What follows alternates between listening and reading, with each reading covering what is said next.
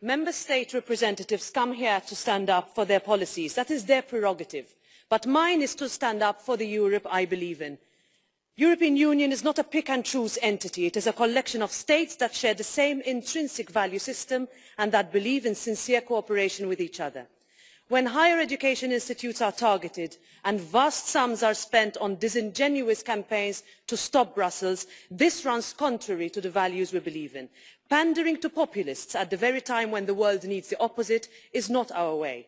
I am a proud member of the EPP. We believe in a Europe of freedom of thinking, of freedom of speech, and we will always defend those values whenever and wherever they are under threat, whether it is corruption in Malta by the socialist government, the watering down of the rule of law in Romania, institutions under pressure in Poland, or what is happening in Hungary. This is what we stand for. Our values have stood the test of time, and they are not up for negotiation, not now and not ever.